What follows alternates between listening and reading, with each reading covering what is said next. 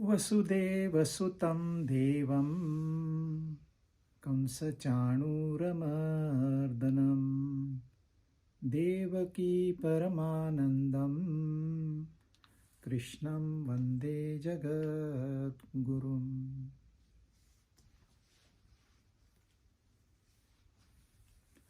भगवत गीता छठा अध्याय हमने 7 श्लोक समाप्त किए थे, 8वें श्लोक की शुरुआत की थी। फिर भी वापस से एक बार पढ़ते हैं। ज्ञान विज्ञान तृप्तात्मा कूटस्थो विजितेन्द्रियः युक्त इत्युच्यते योगी समलोष्टाश्म कांचनः। जिसका अंतःकरण ज्ञान और विज्ञान से तृप्त है, जो कूट की तरह निर्विकार है, जितेंद्रिय है। मिट्टी का ढेला हो, पत्थर हो या सोना हो, इनमें उसकी समबुद्धि है। और ऐसा योगी युक्त है, योगारूढ़ है, वह सही राह पे है, ऐसे कहा जाता है। ऐसे कृष्ण भगवान कह रहे हैं। हमने ज्ञान विज्ञान के ऊपर थोड़ी चर्चा की थी, अज्ञान की हमने व्याख्या की थी और ज्ञान की भी थोड़ी व्याख्या की थी। उसको मैं दोहरा देता हूं, रिपीट करता हूं। हमारे ये 3 शरीर है। स्थूल शरीर जो आप देख सकते हो, जिसको सुन सकते हो, सूंघ सकते हो, स्पर्श कर सकते हो। इसके अंदर जो स्थूल शरीर को चला रहा है सूक्ष्म शरीर, यानी कि मेरा मन, मेरी बुद्धि जो है वो मेरा सूक्ष्म शरीर है। और उसका एक कारण शरीर है जहां से ये सूक्ष्म शरीर पैदा होता है, फिर वो स्थूल का रूप धारण करके अपनी इच्छाएं आकांक्षाएं पूरी करता है। तो भोग कर्म की अभी हम बात नहीं कर रहे, लेकिन योग कर्म की बात कर रहे हैं, क्योंकि हमने जो दूसरे अध्याय से कर्म योग शुरू किया था वो अब भी जारी है। अब भी हम योग मार्ग पर आगे बढ़ रहे हैं और कर्म हमारा सबसे महत्वपूर्ण फोकस ऑफ अटेंशन है। इसके ऊपर हम ध्यान दे रहे हैं। हम ज्यादा भक्ति की बात नहीं कर रहे, ज्ञान की बात नहीं कर रहे। लेकिन सही कर्म क्या है, सही कर्म कैसे करना चाहिए, उसके लिए जो ज्ञान लगता है, जो जानकारी लगती है, वह ज्ञान है। गलत काम करने के लिए जो जानकारी लगती है वो ज्ञान नहीं है, वह ज्ञान है। लेकिन योग कर्म करने के लिए इन तीनों माध्यमों से हम कार्य कर रहे हैं। शरीर तो कार्य आपको दिखता है, मन का कार्य, जब शरीर भी कार्य नहीं करता है तब मन यानी कि सूक्ष्म शरीर कार्यरत रहता है। हमारे दिमाग में, मन में विचार चलते रहते हैं, तो कार्य चल रहा है। वैसे ही कारण शरीर से हम सोते हैं, हम समाधि में जाते हैं, हमारा कारण शरीर वैसे ही रहता है, वो कहीं मर नहीं जाता है।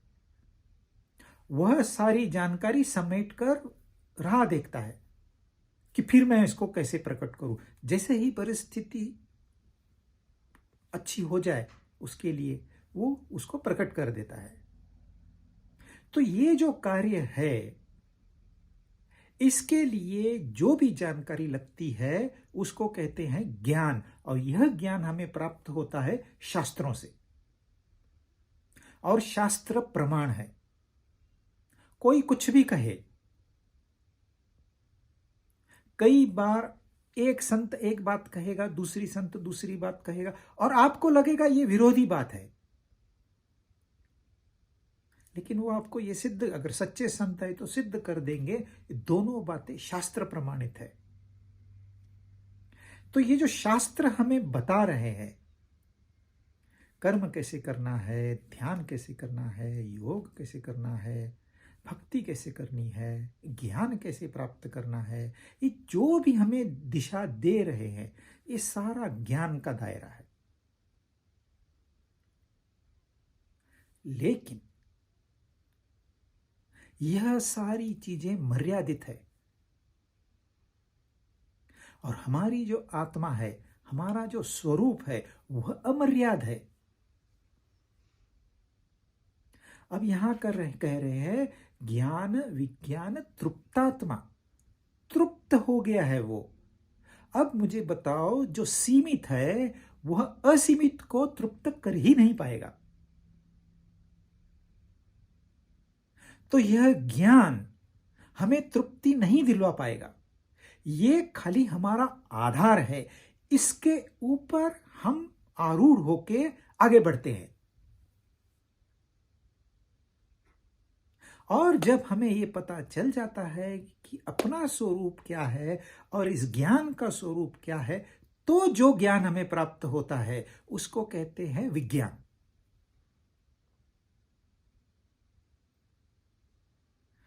देखिए, एक इंसान भूखा है, सुबह से उसने कुछ नहीं खाया, भटक रहा है, धूप है, जंगल है, रेगिस्तान है, उसको कहीं भोजन की व्यवस्था नहीं दिख रही। अचानक उसे दूर एक घर दिखाई देता है, वो वहां दौड़ के जाता है, बोलता है मैं बहुत भूखा हूं। और उसको कहते हैं चलो हाथ मुंह धो लो, और सात्विक खुशबूदार भोजन उसको परोसा जाता है। और उस भोजन को ग्रहण करके उसकी एक स्थिति ऐसी हो जाती है, बोलता है बस मुझे और नहीं चाहिए। क्यों कहता है वो? क्योंकि अब उसको तृप्ति मिल गई। जो उसकी भूख थी, शरीर की भूख थी, वह समाप्त हो गई। वैसे ही हम लोग इस जीवन में जी रहे हैं, आए हैं तो जीना पड़ेगा, जीते हैं, लेकिन हमें वो तृप्ति अभी तक नहीं मिली है। बस अब मुझे इस संसार से ज्यादा कुछ नहीं चाहिए, बस एक परमात्मा के सिवा कुछ नहीं। अगर संसार परमात्मा के दर्शन करवा सकता है तो मेरे काम का है, नहीं करवा सकता तो मेरे काम का नहीं है, क्योंकि मैंने तो उसे अंदर पा ही लिया है। अब मैं तृप्त हो गया हूं। यह तृप्ति आएगी विज्ञान से, और विज्ञान आपको पैदा हो, विज्ञान यानी विशिष्ट ज्ञान, अज्ञान यानी कि अधूरा ज्ञान। जो इस ज्ञान के आधार पर आप छोटा निर्णय भी लेंगे तो आपको डर रहेगा मैं सही हूं कि गलत हूं। लेकिन विज्ञान ऐसा है, आप जो करो वो सही है। लोग सिर्फ आपको देख के अनुकरण करेंगे।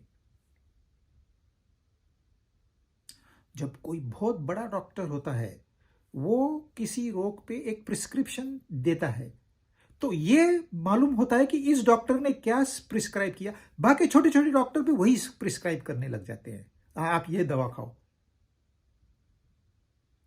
उन्होंने अभ्यास नहीं किया है।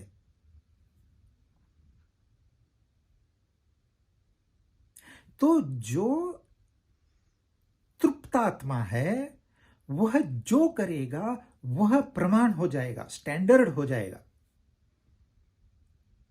और उसके आधार पर लोगों को प्रेरणा मिलेगी, वो कुछ कहे या नहीं कहे। कहते हैं एक ज्ञानी तृप्तात्मा खाली बैठा भी रहे तो भी लोग आएंगे, उसका दर्शन करेंगे, बस दर्शन मात्र से उनको एक स्फूर्ति मिलेगी, उनको एक शक्ति मिलेगी, ताकत मिलेगी, और वो भी अच्छे इंसान बन के ज्ञान प्राप्त करने के कोशिश में लग जाएंगे।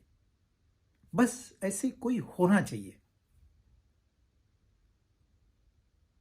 कूटस्थ, कूटस्थ मतलब जिसके ऊपर कूटा जाता है। आपने लोहार को देखा होगा, उसका काम होता है कि लोहे को अलग अलग शेप देना, आकार देना। कभी कड़ी बनाएगा, कभी हथियार बनाएगा, कभी इंस्ट्रूमेंट बनाएगा।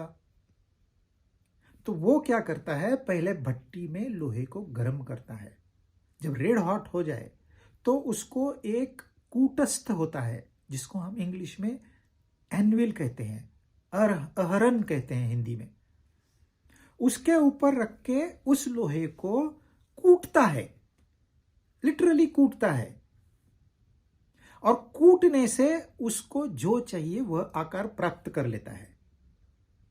लेकिन जिसके ऊपर कूटा गया है उसके आकार में कोई फर्क नहीं पड़ता है।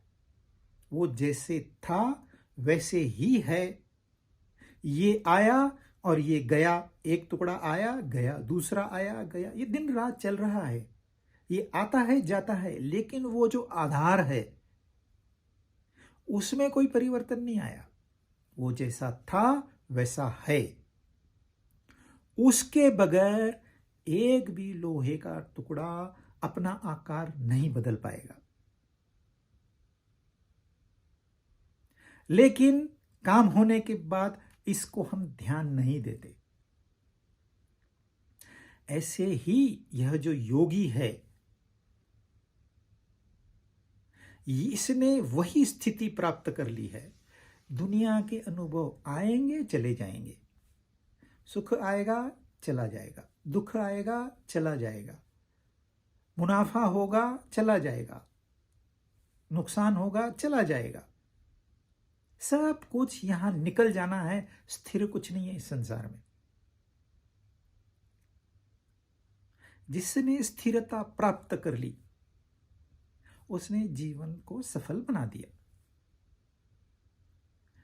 विजितेंद्रिय, अब ये किसकी बात कर रहे हैं? कौन युक्त है? ज्ञान विज्ञान से तृप्त है, कूटस्थ है और विजितेंद्रिय है। विजितेंद्रिय यानी कि जिसने अपने इंद्रियों को जीत लिया है। इंद्रियों को जीतना मतलब क्या? इंद्रियों का दमन, इंद्रियों को जीतना नहीं है। इंद्रियों को जीतना मतलब इंद्रियां अपने कार्य में जाए, लेकिन आपके परमिशन के बगैर नहीं। आप उन्हें कहोगे हां जाओ तो जाए, नहीं तो नहीं।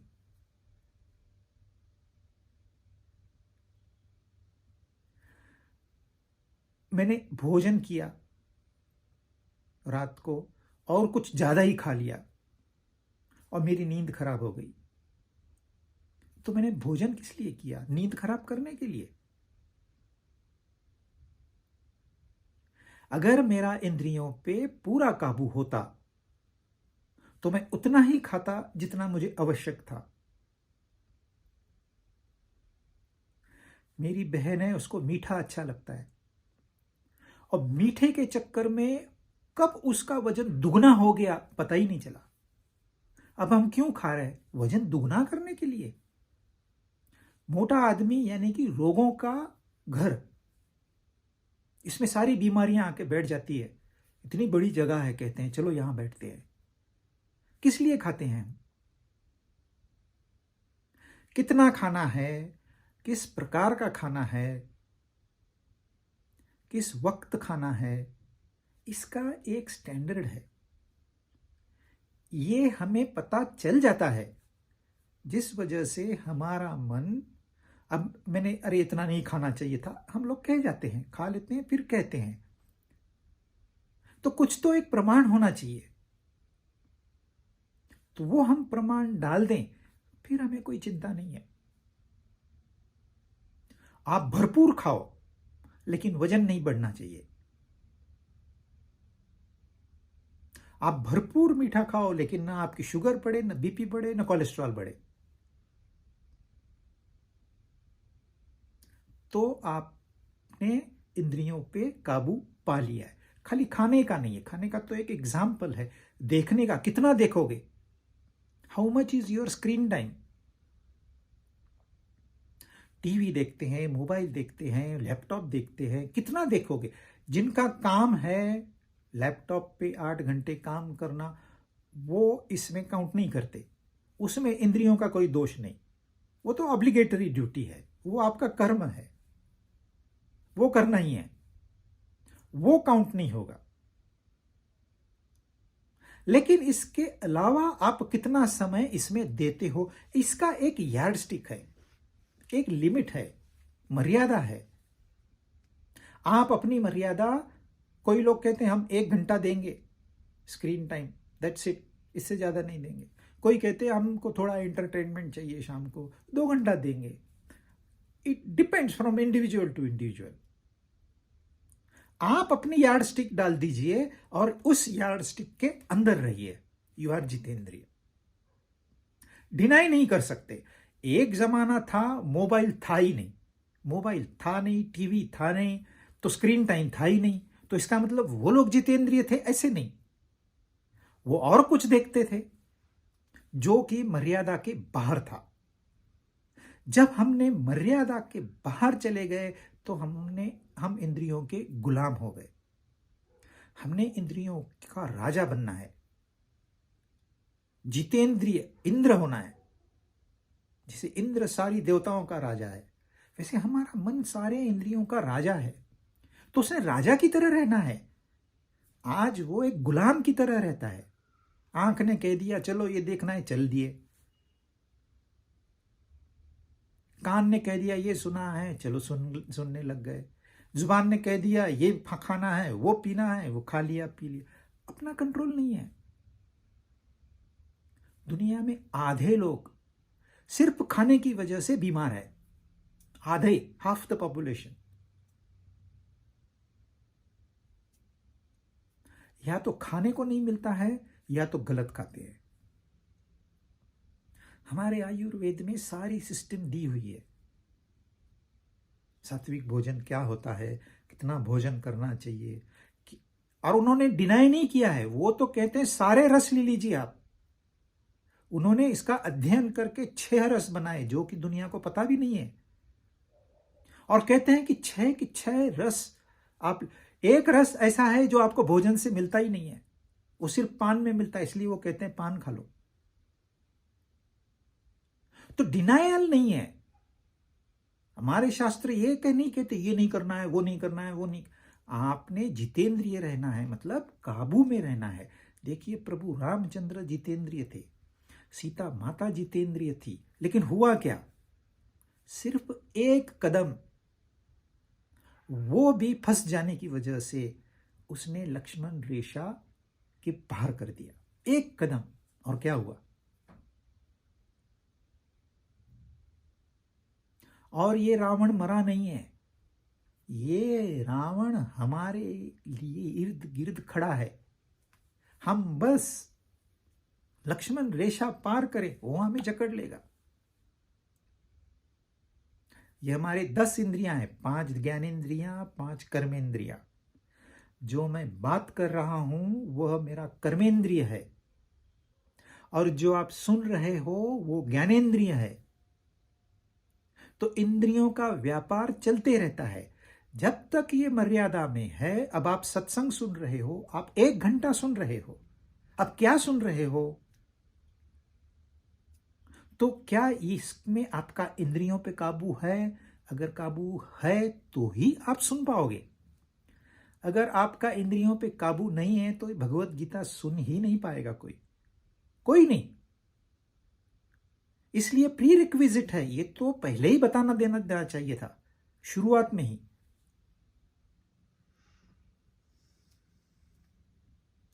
तो रावण तो चारों तरफ है, लेकिन हमने डरने का नहीं है। एक नहीं 100 रावण खड़े हो जाए, हम लक्ष्मण रेखा से बाहर जाएंगे ही नहीं। रावण क्या बिगाड़ेगा? तो वो जो लक्ष्मण रेखा है, मर्यादा है, उसमें हमारे इंद्रियां और मन भरपूर कार्य करें तो भी हम विजितेंद्रिय ही कहलाएंगे। और एक बात बताइए उन्होंने, समलोष्टाश्म कांचन, यानी कि एक मिट्टी का ढेला, एक पत्थर हीरा भी हो सकता है, और सोना, इनमें उसकी दृष्टि जो है वो सम है। वो ज्यादा फर्क नहीं करता है उनमें। ये 3 चीजें संसार की हर वस्तु, वैसे सोना देखा जाए तो है तो मिट्टी, हीरा देखा जाए है तो पत्थर, तो इसमें सारी वस्तुएं आ गई। मेरे पास 4 कार है, वो भी आ गई इसमें। मेरे 4 घर है, वो भी आ गए इसमें। तो ये सारी संसार की वस्तुएं जो है, पदार्थ जो है, जो इंद्रियों के विषय है, इसमें समदृष्टि। कि ये सोना भी उसकी वही कीमत है जो मिट्टी की कीमत है, क्योंकि आखिरी में वही होने वाला है। तो फिर वो क्या करेगा?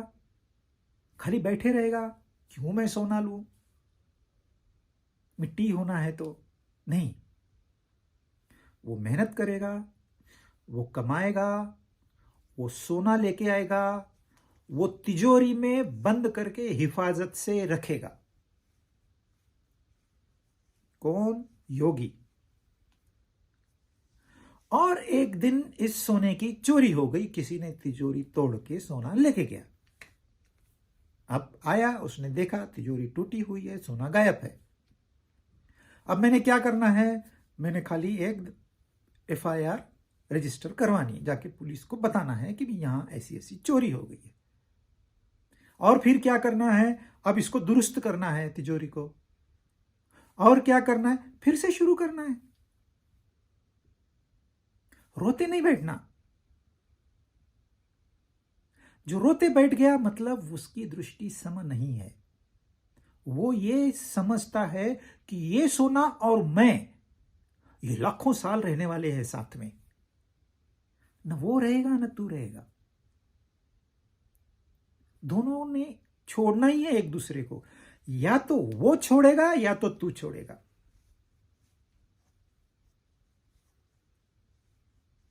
जब छोड़ना ही है तो रोना धोना गाएगा।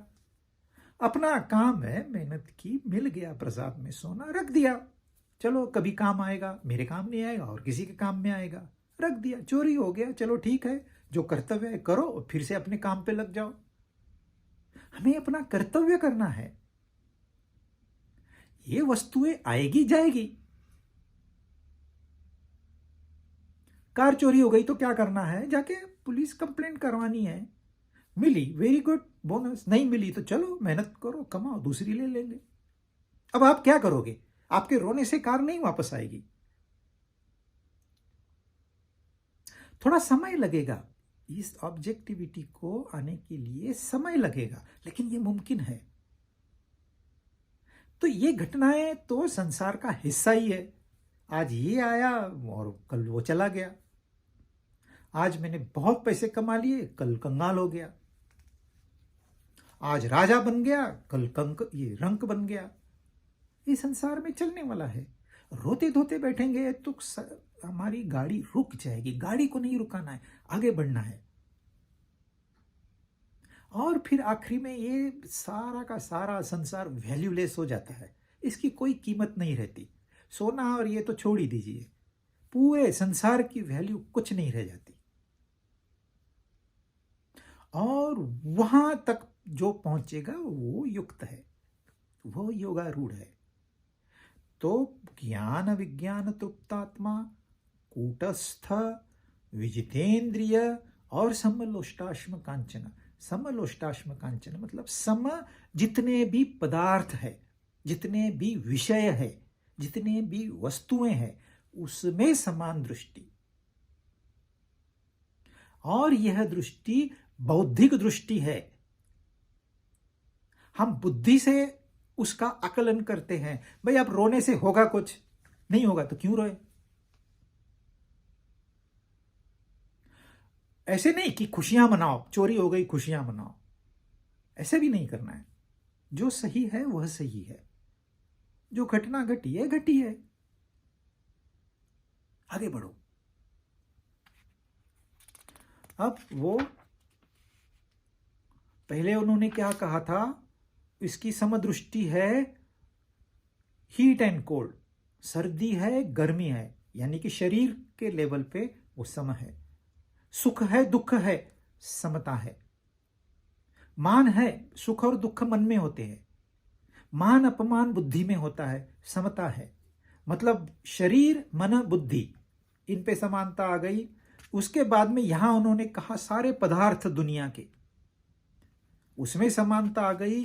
अब वो तीसरी बार कह रहे हैं जितने हमारे संबंध है, जितने संबंधी है, जो हम जानते हैं और नहीं जानते, वो नहीं जानते पर हमारे वो संबंधी है, उनके बारे में कि उनमें भी वही समता चाहिए।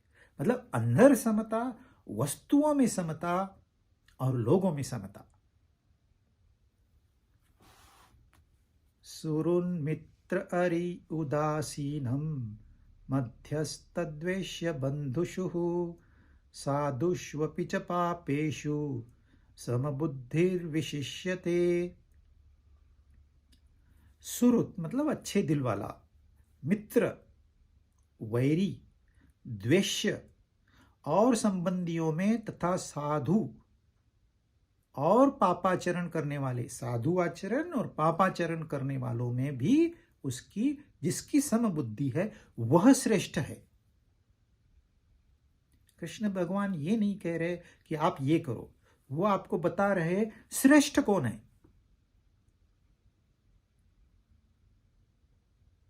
योगी कौन है, युक्त कौन है। आके जाके वो हमारे ध्येय के बारे में बात कर रहे हैं, हमारे ध्येय के बारे में, उनके ध्येय के बारे में नहीं। हमें जिंदगी में क्या चाहिए इसकी हमें याद दिलाते हैं और बहुत ही सुंदर तरीके से, काव्यात्मक तरीके से वो अलग अलग शब्दों का इस्तेमाल करते हैं। आपको परमात्मा समझ में नहीं आया, ब्रह्म तो बहुत रेयरली लोगों को समझ में आता है, ईश्वर भी समझ में नहीं आया, योगी भी समझ में नहीं आया, युक्त भी समझ नहीं, तो यहां उन्होंने श्रेष्ठ कह दिया। इतना तो समझो कि कौन श्रेष्ठ है। सुरुन मतलब जो दिल से अच्छा है, साफ है, वो चाहता है सबका भला हो। सर्वे भवन्तु सुखिना, ये उसका मंत्र है। आप हमारे भारत देश में हर शहर में कम से कम आपको 2 आश्रम तो मिल ही जाएंगे, धर्म के नाम से या किसी व्यक्ति की पूजा में लगे हुए हैं या इनके कोई आदर्श है। लेकिन सब लोगों का यही कहना है, जितने भी आप आश्रम हैं, जितने भी धर्म संस्थाएं हैं, सबका यही कहना है कि सबका भला हो। और इसमें ढोंग नहीं है, पाखंड नहीं है। वो कहते हैं, कर सकते क्या वैसे वो पता नहीं है, लेकिन वो दिल से कहते हैं हंसते रहो, मुस्कुराते रहो, आपका जीवन सफल हो। आपको कृष्ण भगवान खुद आके दर्शन देवे, आपको खुद वो विमान में लेके स्वर्ग में लेके जाएं। वो कहते नहीं है, वो चाहते भी हैं, क्योंकि उनका दिल साफ है। हां, उनको पूछो कैसे करेंगे, उनमें से कोई लोग हमें मदद कर सकते हैं। भाई कैसे मुस्कुराए, इस संसार तो क्या हम मुस्कुरा सकते हैं रोज? आज ये दुख आ गया, कल वो दुख हो गया, क्या हंसते रहेंगे? वो नहीं बता सकते। आपने कैसे उसको अचीव करना है वो नहीं बता सकते, वो गीता बताती है हमें, लेकिन वो चाहते तो है।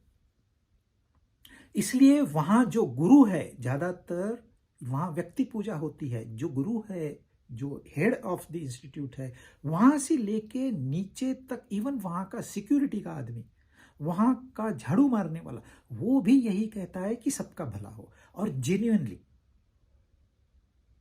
और वो सबको कहते हैं आप हमारे सत्संग में आओ, अच्छी बात है, आपको दिल मन प्रसन्न हो जाएगा। और वहां जाने के बाद मन प्रसन्न भी होता है, विचारों में थोड़ा सा परिवर्तन आ जाता है, भले थोड़ी देर के लिए आए लेकिन आता है।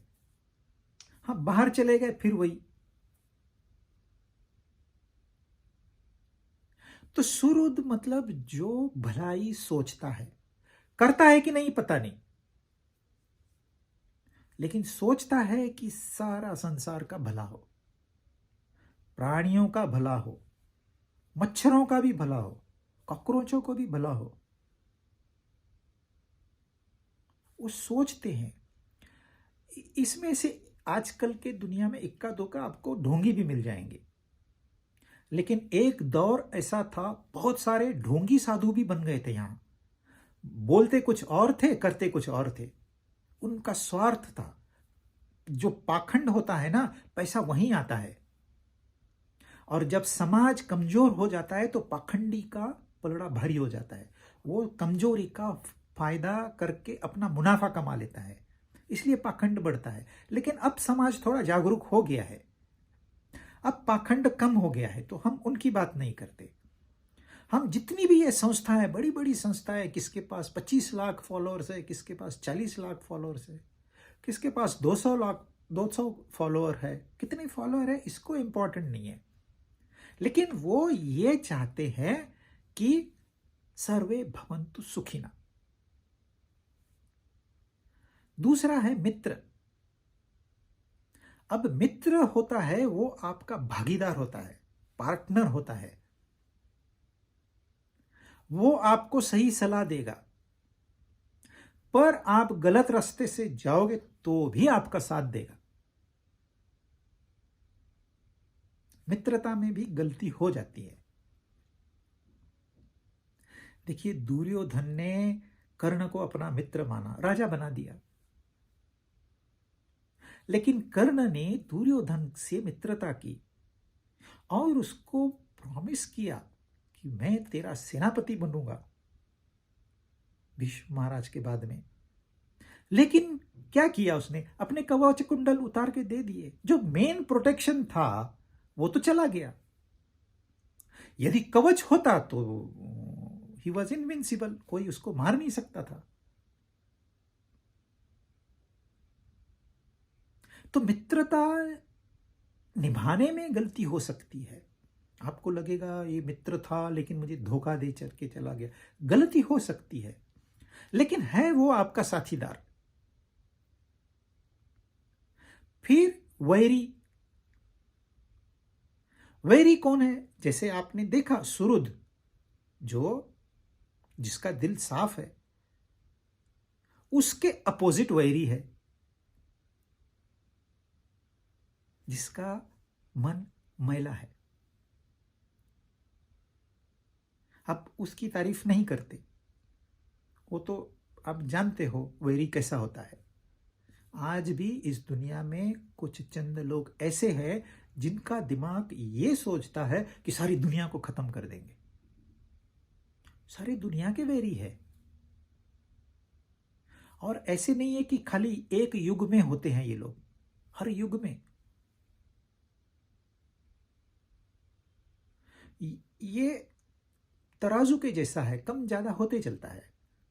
एक बार अच्छी सोच रखने वाले लोगों की संख्या बढ़ जाती है, एक बार बुरी सोच रखने वालों की संख्या बढ़ जाती है। तो इसको हमने बैलेंस करना है।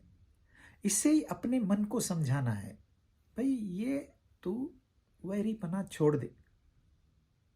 क्योंकि इससे क्या होगा, जो आदमी नेगेटिव सोच रखता है, गलत विचार जिसके मन में आते हैं, उसका भविष्य क्या है?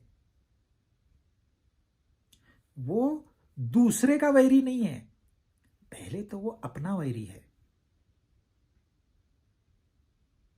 जो स्वार्थी, बहुत स्वार्थी इंसान होता है ना, वो दूसरों का नुकसान तो करता है, लेकिन उससे ज्यादा वो अपना नुकसान करता है। तो वेरी सेल्फ सेंटर्ड इंसान होता है। द्वेष्य, आपने मित्र देख लिया। मित्र है तो आप सारी सीमाएं आप खत्म कर देते हो, उसके गले मिलोगे। बातचीत जो मित्रों में बात होती है और कोई संबंध में नहीं हो सकती। लेकिन जैसे मित्र होता है वैसे द्वेष्य भी होता है। इससे मित्रता की, लेकिन ये इंसान, इसके नजदीक जाने की भी मेरी इच्छा नहीं है। नफरत है मुझे इससे। ये सिर्फ द्वेष के काबिल है और कुछ नहीं है इसमें।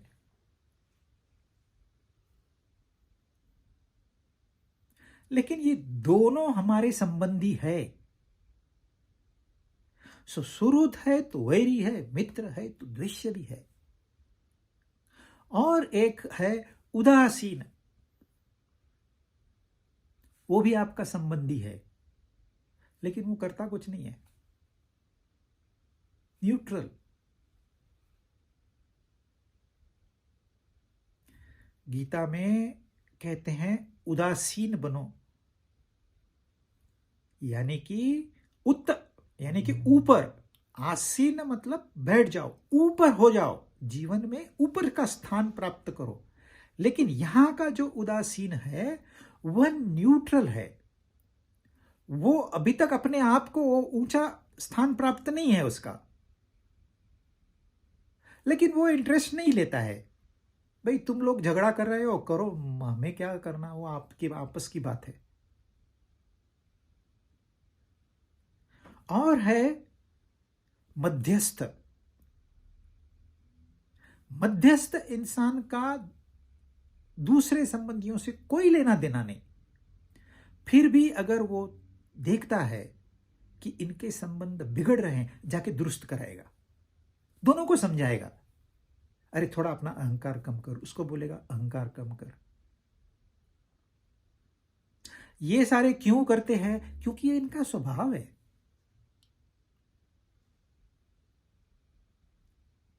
तो ये जो है सुहृद, मित्र, वैरी, उदासीन, मध्यस्थ और द्वेष्य, ये जो संबंधी है ये खाली अपने विचारों से, अपने गुणों से जाने जाते हैं।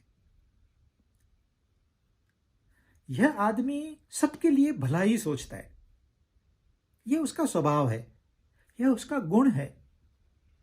करता है क्या पता नहीं, लेकिन चाहता है, इसका दिल साफ है, इसमें पाप कुछ नहीं है। लेकिन अब उन्होंने दो ऐसे संबंध बताए हैं जो आचरण के ऊपर बेस्ड है, वो है साधु और पापी। अब साधु कौन है? वो सुहृद भी है, वो मित्र भी है, वो उदासीन भी है, वो मध्यस्थ भी है। लेकिन आप कैसे जानोगे? उसके आचरण से। जहां उसको पता है यहां मैंने उदासीन रहना है, वहां वो उदासीन रहना रहेगा। जहां मध्यस्थी करनी है वहां मध्यस्थी करेगा। जहां मित्र बनना है मित्र बनेगा। जहां तक लोगों को सिखाने की ये है वो अच्छे विचार बताएगा, सबसे दोस्ती की सलाह देगा, सबका दोस्त बन के रहेगा। हजारों लाखों बुरे इंसान हो, एक सुहृद होगा समाज में तो एक की वजह से समाज सुधर सकता है। हजारों लाखों सुहृद हो, एक साधु हो तो इन सब को टैकल कर सकता है। और ये साधु चुपचाप बैठ के रहेगा, न उसके फॉलोअर्स है, न उसका आश्रम है, न बड़ी बड़ी बातें हैं, न बड़ा प्रदर्शन है, कुछ नहीं। सिर्फ उसका आचरण देखते हैं लोग, आते हैं, उसका दर्शन करते हैं और एक प्रेरणा उनको मिलती है और उस प्रेरणा से वो अपने जीवन में परिवर्तन लाते हैं।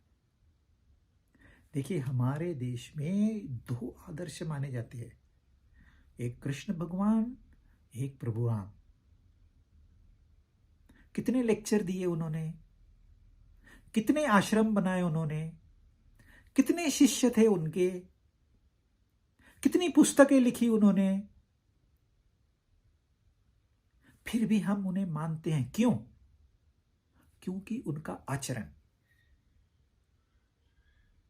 भगवत गीता कहती है यत यत आचरति श्रेष्ठः तत् एव इतर जनाः स यत् प्रमाणम कुरुते लोकास्तदनुवर्तते। जो जैसे वो चलेगा वैसे बाकी लोग चलेंगे, जैसे वो बोलेगा बाकी लोग वैसे बोलेंगे। आप किसी ऑर्गेनाइजेशन में भी चले जाओ, अगर हेड केयरलेस है तो सारी संस्था केयरलेस हो जाती है। यदि हेड मेहनती है तो सारी संस्था मेहनती हो जाती है। यदि हेड करप्ट है तो सारे करप्ट हो जाते हैं। तो श्रेष्ठ क्या लेक्चर देता है उनको कि करप्ट हो जाओ? नहीं, वो कहने को तो ये कहेगा तुम लोग करप्शन मत करो और मुझे करने दो खाली। लेकिन उसका आचरण लोगों को सिखाता है। तो हमारा आचरण बिना कुछ कहे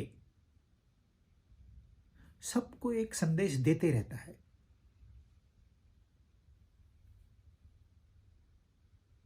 और ऐसे व्यक्ति के एक शक्ति होती है, बाकी लोग अपने आप उसके नजदीक आते हैं। कोई किसी से बात भी नहीं करेगा, न ये उसे गुरु मानेगा न वो इसे शिष्य मानेगा, लेकिन इनडायरेक्टली ये गुरु है, ये शिष्य है। उसके विरुद्ध है पापी। फिल्मों में होता है एक हीरो, एक विलन, एक साधु, एक पापी, और उनमें लड़ाई होती है और वहां हमेशा साधु ही जीतता है। लेकिन व्यवहार में ऐसे नहीं है। दुर्योधन ने छल और कपट से पांडवों का राज्य हासिल किया और फिर उनको 13 साल भटकाया, और उसका एक ही सॉल्यूशन था कि इनको समाप्त कर दिया जाए, क्योंकि ये कैंसर है।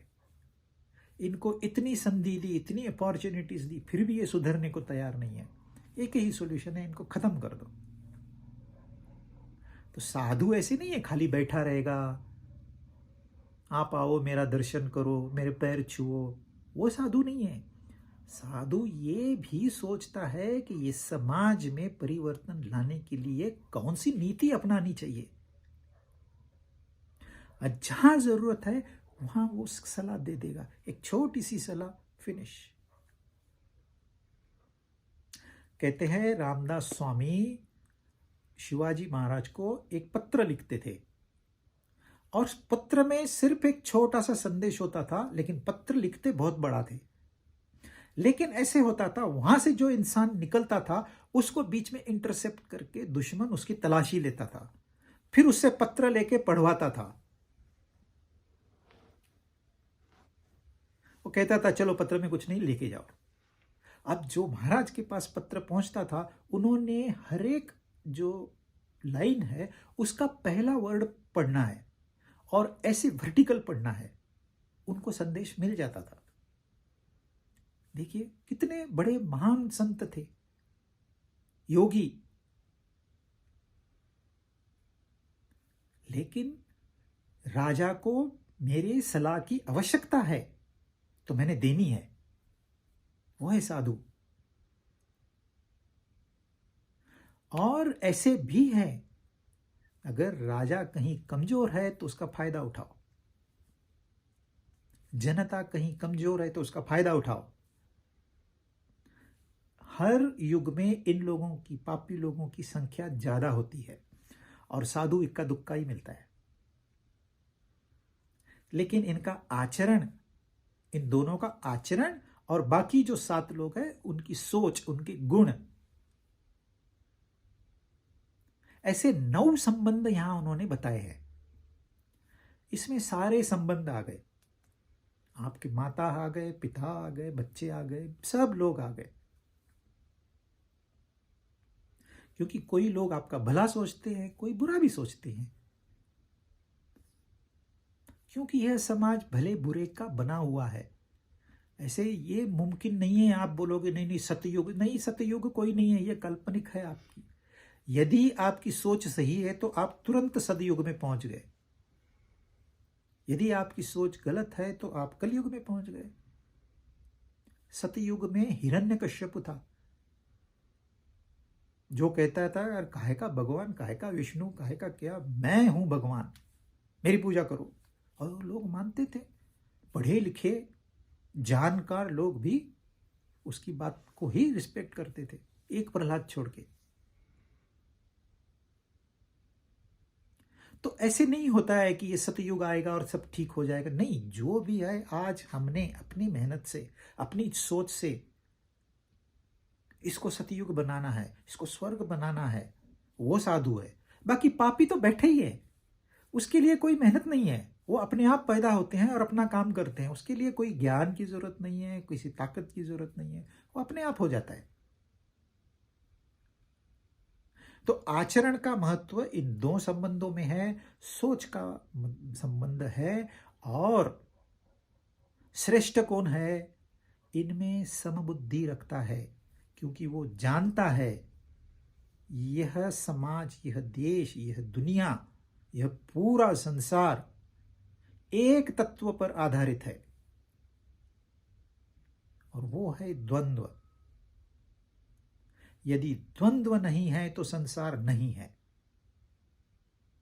तो आप कहो कि सारे साधु कभी हो जाएंगे? कभी भी नहीं। सारे पापी हो जाएंगे? नहीं, वो भी मुमकिन नहीं है। ये बैलेंस चलते रहेगा, नीचे ऊपर चलते रहेगा। हमको करेक्शन करना है टाइम टू टाइम। जब अधर्म का नाश होता है, धर्म का नाश होता है, तब परमात्मा आके अपने भक्तों के लिए अधर्मियों का नाश करते हैं। यदा यदा ही धर्मस्य ग्लानिर्भवति भारत अभ्युत्थानम् अधर्मस्य तदात्मानं सृजाम्यहम्। तो ये दोनों चलते रहेंगे। हमने बैलेंस करना है अपने आप से, तब हमारी दृष्टि, हमारी सोच, हमारी बुद्धि समता में है। इसमें गलतफहमी मत कर लेना। भगवद गीता हमेशा असमता सिखाती है, वैरी को भी मैं वैसे ही चाय पिलाऊं, मित्र को भी वैसे ही चाय पिलाऊं। नहीं, आपको जानकारी चाहिए। ये वैरी है, ये पापी है, ये द्वेष्य है, ये आपको पता होना चाहिए। लेकिन व्यवहार में आपका दृष्टिकोण ये चाहिए कि क्या मैं इसको सुधार सकता हूं? ये भटका हुआ है, इसे किसी ने सलाह नहीं दी है सही। शायद माँ बाप ने गलत सिखाया हो, चाहे स्कूल में गया ही नहीं हो, पढ़ाई नहीं हुई हो।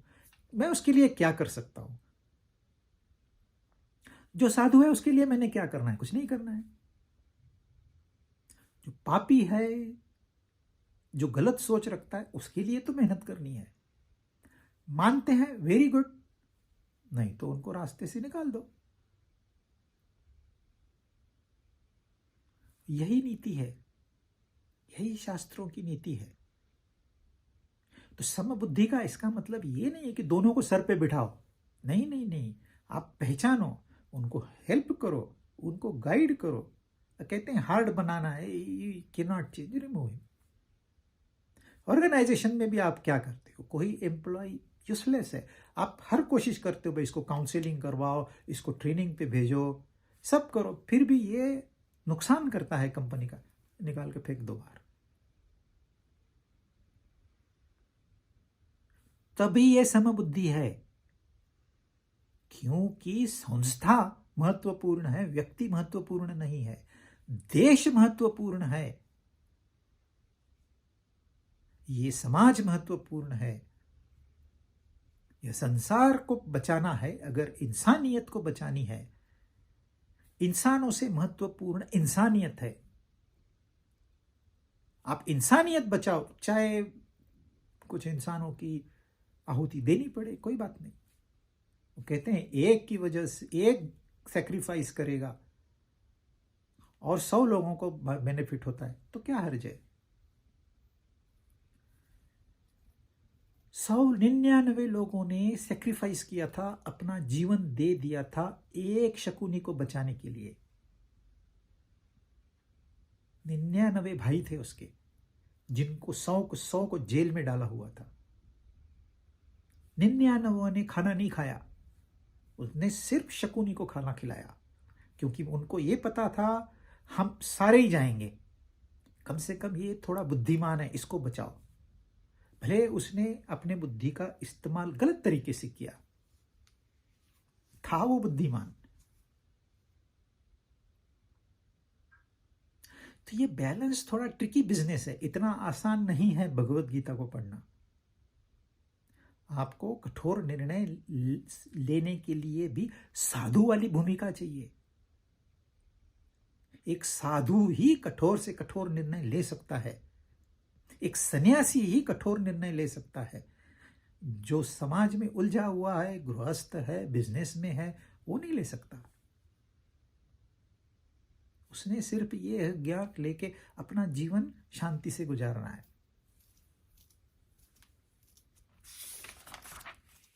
अब यहाँ 9 श्लोक हमारे खत्म हो गए छठे अध्याय के।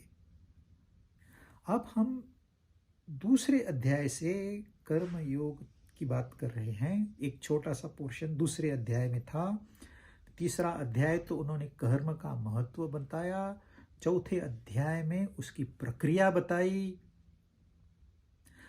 पांचवें अध्याय में सारी उसके लिए जो भी सपोर्टिंग रिक्वायरमेंट है सही कर्म करने के लिए उसकी जानकारी दी। अब छठे अध्याय का नाम है ध्यान योग। अब हम यह विषय अभ्यास कर रहे हैं ध्यान योग। यह ध्यान योग उन्होंने कर्म योग से जुड़ा हुआ है, क्योंकि ध्यान योग के बाद वो ध्यान देंगे भक्ति योग पर। अब यहां 10वें अध्याय 10वें श्लोक से वो प्रक्रिया बता रहे हैं। आपने इतनी पढ़ाई कर ली, आपने ऑब्जेक्टिविटी सीख ली, आपने साधु के गुण आ गए, थोड़े से पूरे नहीं आए होंगे लेकिन थोड़ी तो उन्नति हुई होगी। चलो टेस्ट करते हैं, और उस टेस्ट के लिए यह 10वां 11वां 12वां श्लोक हमारे काम में आएगा। तो 10वें श्लोक में कहते हैं योगी युज्जीत सततम आत्मानं रहसि स्थितः एकाकी यत चित्तात्मा निराशीरपरिग्रहः। भोग बुद्धि से संग्रह नहीं करने वाला, इच्छा रहित, आशा रहित। यहां उन्होंने निराशी, निराशी मतलब जो उदास है वो नहीं, निराशी मतलब जो एक्सपेक्टेशंस नहीं रखता है। वो कार्य करता है लेकिन वो ये नहीं सोचता कि मेरे लिए ये कुछ करेगा, वो निराशी। इच्छा रहित, यत चित्तात्मा, शरीर और अंतःकरण को वश में रखने वाला योगी, जिसने ध्येय रखा हुआ है। एकाकी, अकेला। रहसी स्थित मतलब एकांत में रहता है। आत्मानम, सततम युंजीत, मन को निरंतर परमात्मा में लगाए। अब वो सलाह देते हैं हमको कि आप अपने मन को निरंतर परमात्मा में लगाओ। इसको कहते हैं ध्यान। निरंतर परमात्मा में मन को लगाना, इसको कहते हैं ध्यान। लेकिन जो ये प्रक्रिया बताएंगे ये खाली एक प्रैक्टिस है, जिसमें आपको ये पता चलेगा कि अब तक आपने जो पढ़ाई की है उसमें आपका मन कितना शांत हो गया। आप कहोगे हम तो हमेशा ध्यान करते हैं।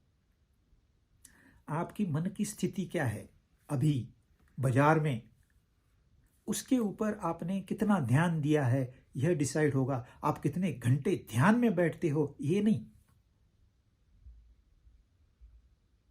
आलसी इंसान तो 2-2 3-3 घंटे बैठा रहता है, कहता है मैं तो ध्यान कर रहा हूं। तो निरंतर मन को परमात्मा में लगाने के लिए क्या क्या आवश्यकताएं हैं आगे बताएंगे। कैसे बैठना है, कैसे उठना है, क्या करना है, लेकिन उसके पहले तैयारी क्या करनी है कि सबसे पहले है अपरिग्रह। अपरिग्रह का मतलब है अननेसेसरीली वस्तुओं का संग्रह नहीं करना। वस्तुएं बढ़ गई, आपका काम बढ़ गया, आपका ध्यान भटक गया। मैं किसी के घर में गया था अमेरिका में। वैसे काफी बड़ा घर था, लेकिन आप ढंग से चल नहीं पाओगे वहां, क्योंकि इतनी वस्तुएं उन्होंने जमा करके रखी है। गलती से कहीं हाथ लग गया हमारा तो वो गिर के टूट गई तो नुकसान हो जाएगा।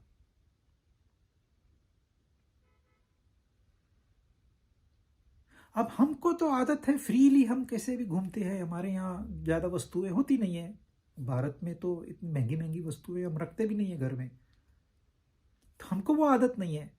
लेकिन उसने दुनिया भर की वस्तुएं जमा करके रखी है, संग्रह कर लिया। अब सारा ध्यान कहां जाएगा? इन वस्तुओं में जाएगा। और ध्यान किसको कहते हैं? मन को निरंतर परमात्मा में लगाने को ध्यान कहते हैं। तो हमने ध्यान लगाया, मन हमारा निरंतर है, कहां पर है? वस्तुओं में है। इसलिए वो कहते हैं सबसे पहले अपरिग्रह छोड़ दो, जो आपको आवश्यक है वो रखिए। आपको कहीं आना जाना पड़ता है, आपको कार चाहिए, कार रखिए। हेलीकॉप्टर लगता है, हेलीकॉप्टर रखिए। डिपेंडिंग अपॉन आपका क्या वर्क है, क्या बैकग्राउंड है, कितना आपका संपर्क है, कितना महत्वपूर्ण है, कितना ध्यान आप इस अभ्यास को देते हो, ये सारा कैलकुलेशन करने के बाद आपको जरूरत पड़ेगी वस्तुओं की। और ऐसे नहीं, बहुत सारी वस्तुओं की जरूरत पड़ेगी, बहुत सारे लोगों की जरूरत पड़ेगी। लेकिन इंडिया में सस्ता मिलता है इसलिए ड्राइवर रखो, सस्ता मिलता है इसलिए नौकर रखो। आप अमेरिका में जाओ और नौकर रखो तो आपको पता चलेगा क्या कीमत चुकानी पड़ती है। अननेसेसरीली हम संग्रह करते हैं और फिर उसमें फंस जाते हैं। फिर वो नौकरानी नहीं आई, रोते बैठो। मालिक लोग खुद, मालकिन खुद कार लेके नौकरानी को लेने जाती है। वो बोलती है मैं नहीं आ सकती हूँ, मेरे पैर में चोट। ठीक है मैं आती हूँ तेरे घर। वो कार लेके जाती है, उसको लेके आती है। डिपेंडेंस। तो इतना संग्रह मत करिए कि आपका ध्यान ही भटक जाए। जो आपको आवश्यक है उसको रखिए, जो आवश्यक नहीं है उसको निकाल दीजिए। अपरिग्रह, निराशी, आशा करना, एक्सपेक्टेशंस रखना। जितनी आप अपेक्षाएं रखोगे उतनी तकलीफें आपकी बढ़ जाएगी, क्योंकि यह आशाएं पूरी होने वाली नहीं है। आपको 1000 साल मिल जाए जीने के लिए तो भी आप अपूर्ण ही रहोगे। लेकिन आशा छोड़ दो, आप पूर्ण हो गए। आशा छोड़ दो, सारी आशाएं पूरी हो गई। यह गणित है। जब मेरी आशा 0 है तो मेरी सारी आशाएं पूरी हो गई। मैं किसी से क्या अपेक्षा रखूं, क्या आशा रखूं? मैंने अपना कर्तव्य करना है। वो अपना कर्तव्य कर सकता है कि नहीं कर सकता है मुझे नहीं मालूम। अगर वो कैपेबल नहीं है और मैं अपेक्षा रखूं तो ये मेरी मूर्खता है। यत चित्तात्मा, हमने देखा था मन को, इंद्रियों को कैसे काबू में रखना है। उनका दमन नहीं करना है, लेकिन उनको दिशा देनी है। अकेला, एकाकी, यह जो प्रक्रिया है, इनफैक्ट जितनी भी आध्यात्मिक साधना है ये अकेले में ही करनी है। और थोड़ा समय आपने औरों के साथ भी बिताना है, लेकिन अपनी साधना अकेले में करनी है। और एक कम्युनिटी साधना है। जैसे हम भजन संकीर्तन करते हैं तो वो सब साथ में आके भजन गाते हैं, सब साथ में भजन गाते हैं। एक ऐसे माहौल बन जाता है। अब थोड़ा कम हो गया है, लेकिन उसमें जो मजा आता है आध्यात्मिकता का। तो एक बार आप अकेले में बैठ गए, एक बार आप कम्युनिटी में। जितने भी हमारे फेस्टिवल्स है, जितने भी सेलिब्रेशंस है, इस शास्त्र शुद्ध है। दिवाली को मीनिंग है, गणेश जी को मीनिंग है, दशहरे का मीनिंग साइंटिफिक। ऐसे नहीं है कि कुछ तो उन्होंने कह दिया।